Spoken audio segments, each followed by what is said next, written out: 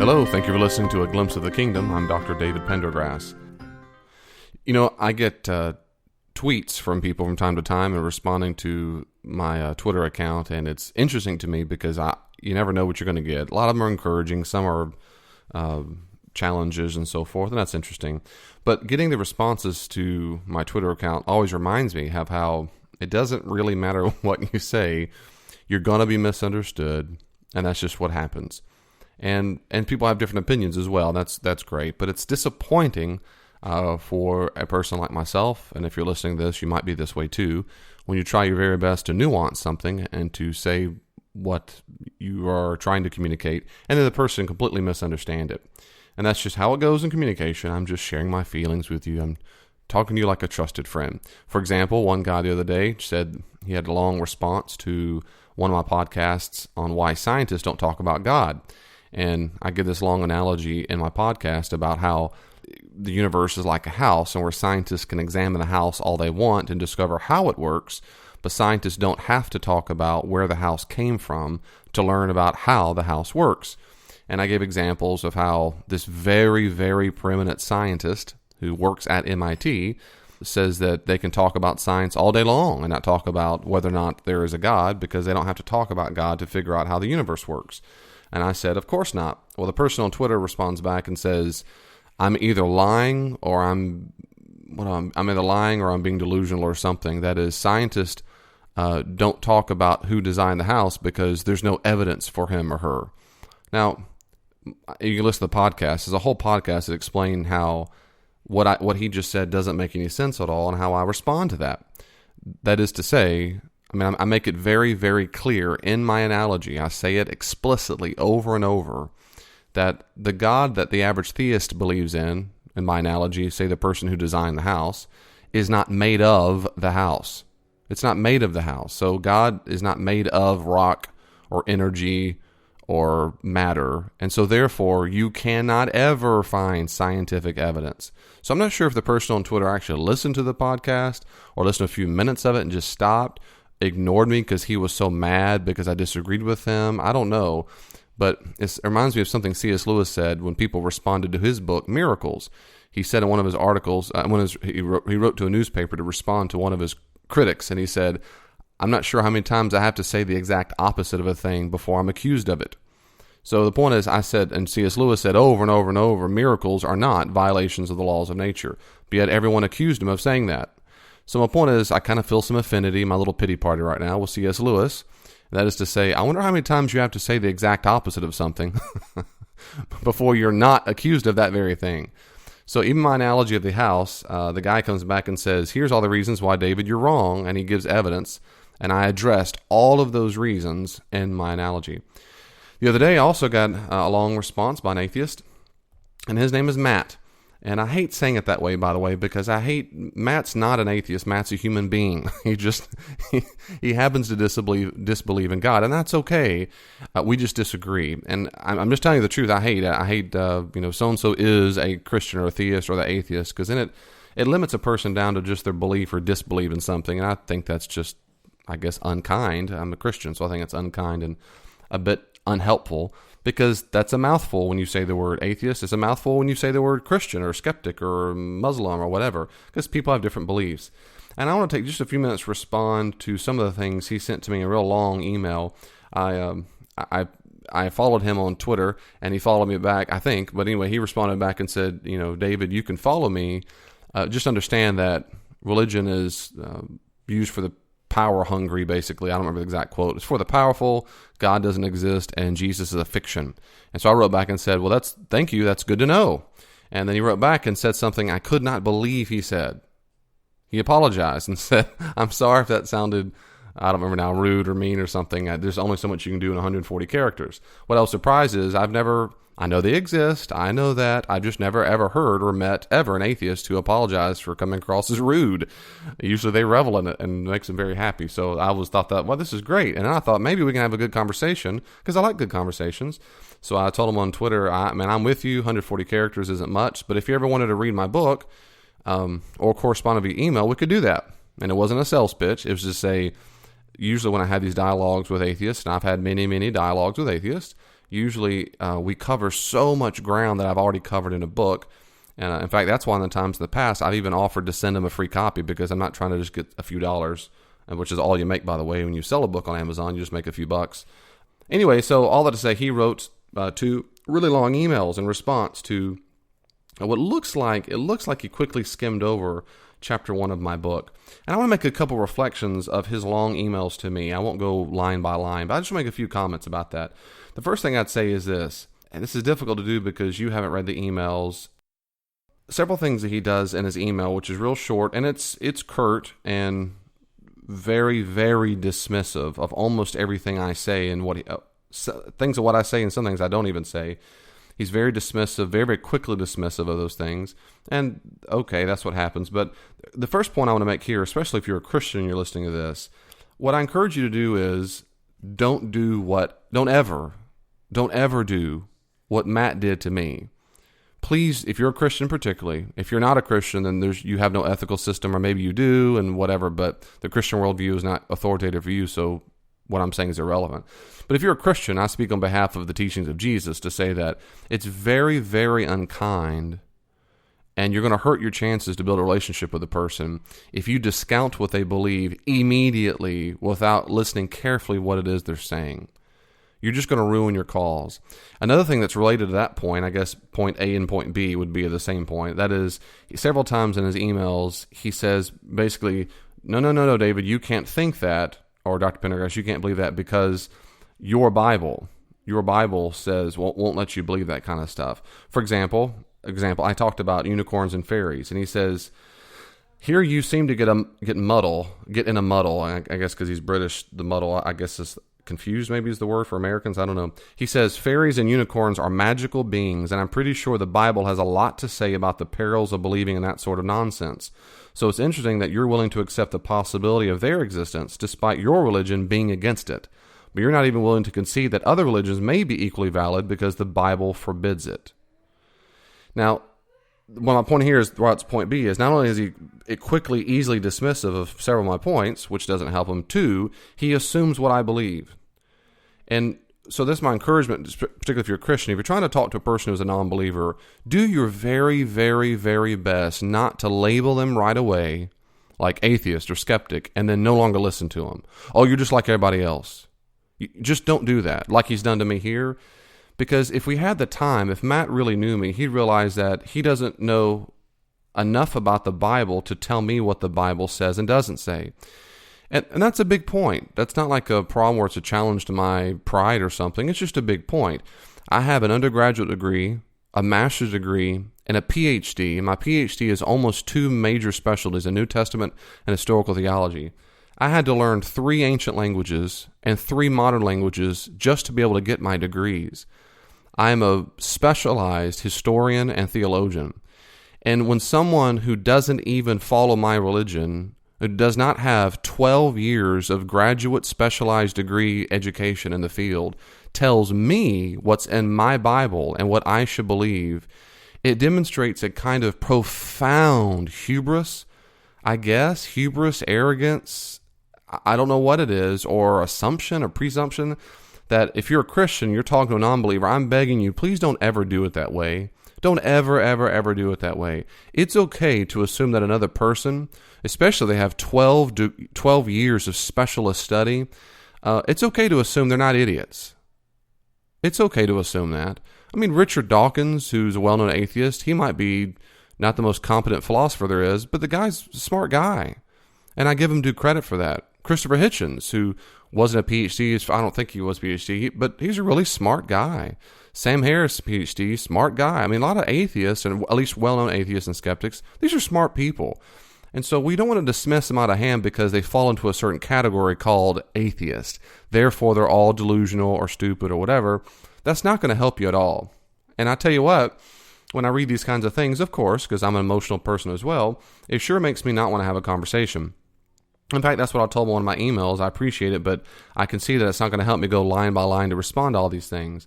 So my tip number 1 is, if you're a Christian particularly, and you're trying to talk to a non-Christian about your faith, number 1 is, don't dismiss them out of hand. Don't assume, and secondly, don't assume they're ignorant just because they disagree with you. Don't assume you know more about their view than they do. So what are you supposed to do instead of assuming? You're supposed to do one simple thing, and it's this. Ask.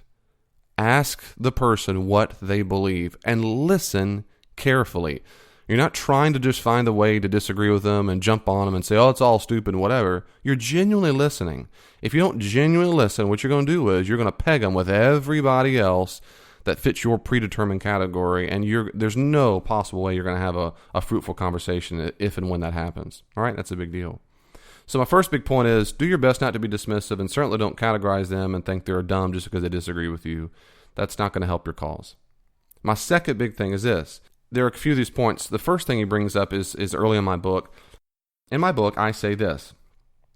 I say on page 2, in fact, when the skeptic asks me, why do you believe in Christianity and Jesus of Nazareth and God and so forth? This person says, why? And I say this, quote, this is from my book, quote, there's a whole bunch of reasons, really, but the thing that matters the most to me is, and I know this might sound strange or cheesy, my relationship with Jesus of Nazareth. Jesus has changed my life. So what Matt responds to me is, this is what Matt says, you believe in Jesus because of your relationship with him. This is circular reasoning. Now, already I can tell Matt didn't read my paragraph. What I said was, there are many reasons I believe in the truth claims of Christianity. The one that matters the most to me is my relationship with him. But anyway, so he's already misread it, which I know right away he's not reading me carefully, and that's bothersome. But then he goes on and Matt says this. Matt says, in order to have a relationship with Jesus, you must believe in him. So supporting your belief in this fashion is essentially saying, I believe in him because I believe in him.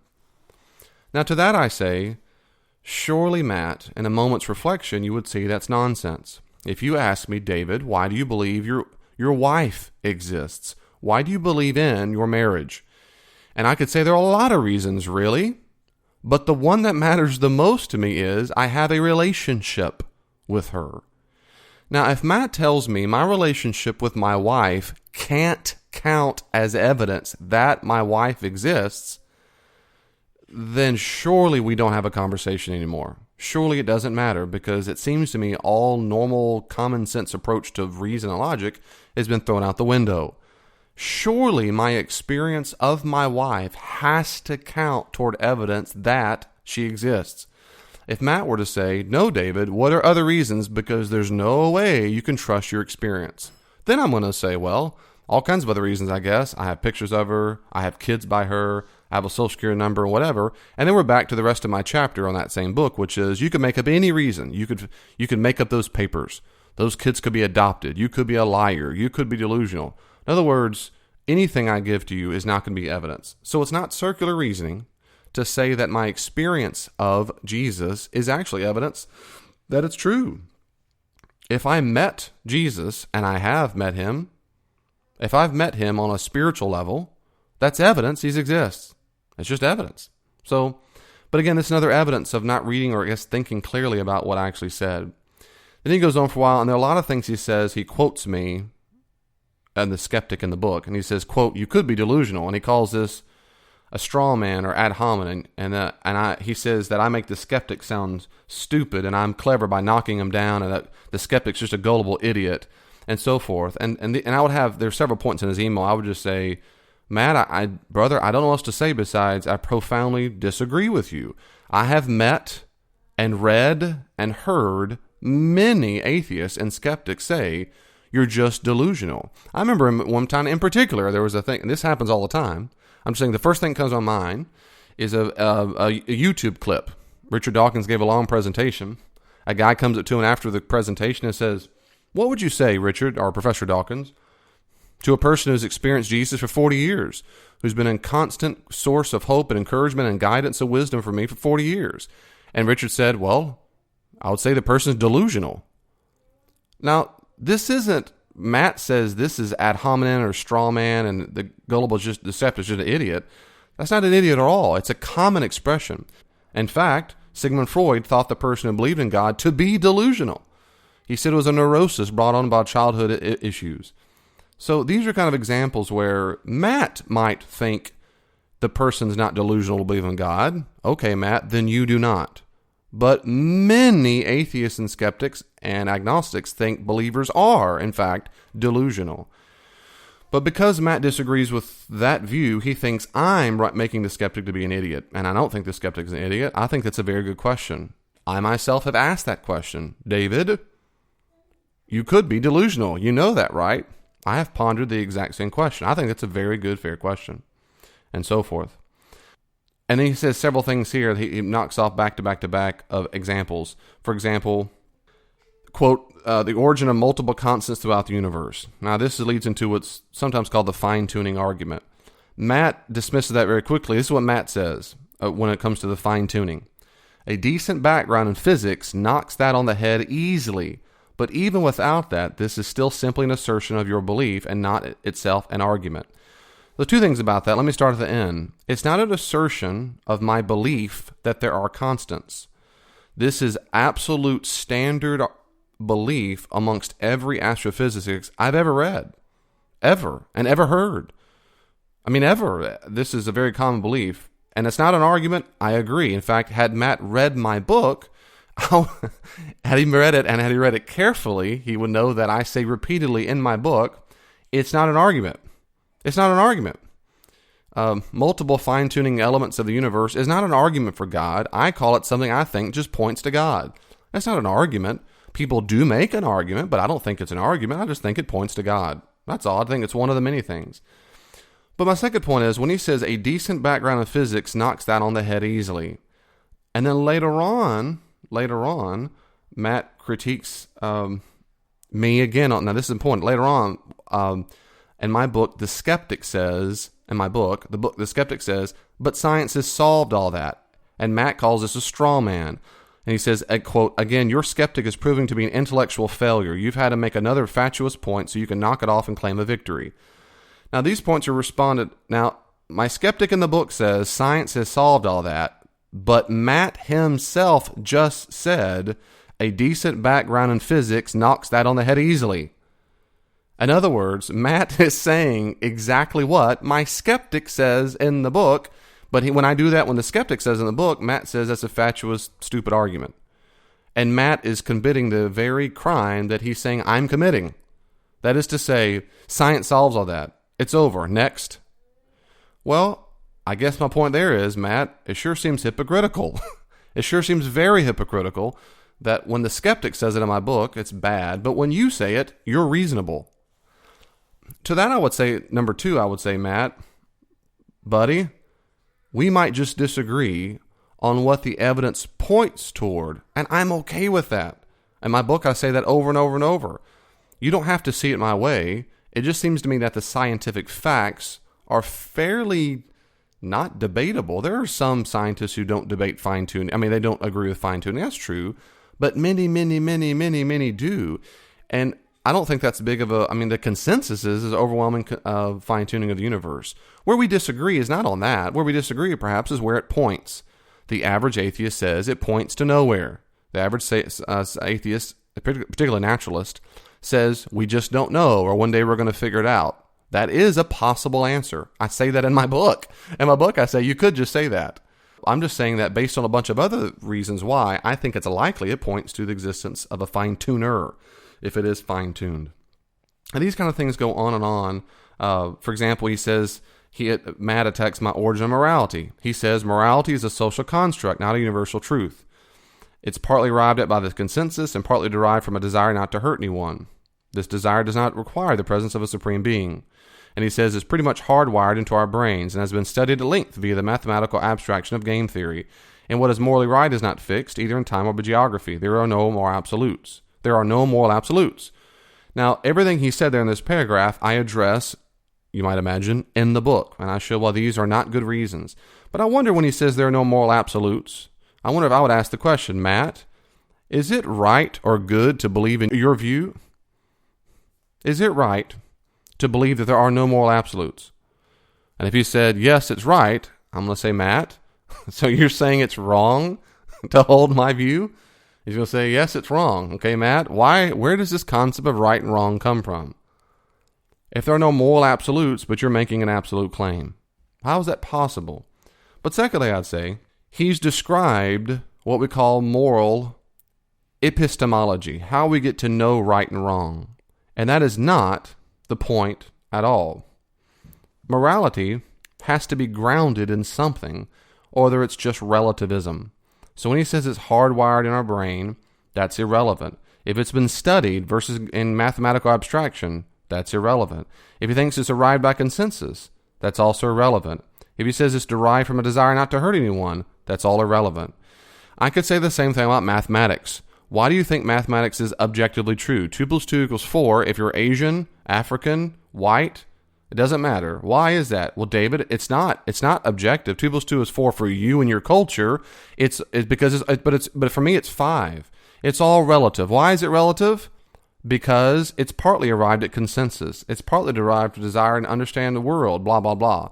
The point is, I can easily argue that because mathematics are taught by teachers, because it's passed down by parents, because some people get their math wrong and some people get it quote unquote right, it's all just relative.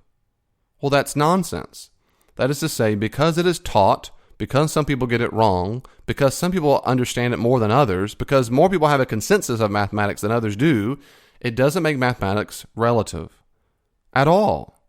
Mathematics are still objectively right or objectively wrong. As I say, true or false. True or false.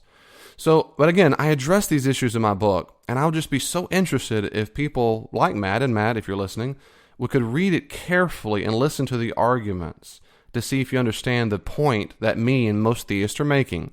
And it's not this. It is not that you have to believe in God to be a moral person. It's that if there is no God, then there's no reason to understand morality as right or wrong. Morality is just preference. It's not good to save innocent human life. It's just what you prefer. What Hitler did to the Jews and the Gypsies wasn't wrong. It's just I don't prefer it. If you say it was wrong, if the Nazis had even won, what if they had won and Germany had won the war and now controlled all of Europe? I would still say it's objectively wrong to eradicate a people group. I don't care where the power is held and so forth. Well, I'm not going to say more about that because why? I wrote an entire chapter on it. Let me finish on this last thing, because this is where I was most disappointed in Matt, because Matt seems to be a bright guy and a little witty, and I like that. I like bright people. I like witty people. This is the last thing I'll say about this, because he says, quote, he's quoting me, Christianity has the most historical evidence. That's because that's what I believe. He says, first, there is no evidence that Jesus was the Son of God. To that I say, there is evidence that points to a divine origin. Now, I have evidence for that because I wrote a whole chapter on it, but he hasn't read the chapter, so he doesn't know that. So when he says there is no evidence, to that I say, Matt, you're just mistaken. My 3 degrees and my PhD, particularly in my historical work of the early church, demonstrates you're just mistaken. You're wrong. He says there's no evidence for that, and there was even a single person. He says, in fact, Jesus. There's a lot of evidence. There's a lot of evidence support that Jesus is just he's a character of a hodgepodge of pre-existing folklore based heavily on pre-Christian mythology. Now that's where I was so disappointed. So far, a lot of this was the same old kind of stuff I've read before, but this was so disappointing because no scholar, no one in scholarship would suggest what he just suggested. Nobody. Jewish historians, atheistic historians, Christian historians, Muslim historians, nobody thinks this. I know it's popular on YouTube. I know there's 1 or 2 authors out there who's writing books, but 0 people in the guild, in the academy, who have fully functioning jobs in the field of historical studies of the ancient world would ever suggest that Jesus didn't exist. He's just part of mythology. And that's so disappointing that people like Matt, who seem intelligent, still would support this kind of profound nonsense. It's just absurd. And I don't have the time right now to go into it, but again, this is 12 years of study in the academy and numerous, I've read thousands of books. I've read all the arguments. There's more evidence that Jesus existed, a real Jesus of Nazareth existed and was killed in a Roman time, than there is evidence for any emperor in the entire Roman Empire. Now, that says something. It says a lot to me also about Matt to say that it's nothing but a hodgepodge of basic mythology. It's so disappointing to think that people even say these kinds of things anymore. And I can't believe they still get hits on YouTube, but that's a different story. Anyway, there's a lot of stuff like that. Just glosses over very, very quickly, and that's it. So I wrote back and said, thanks so much.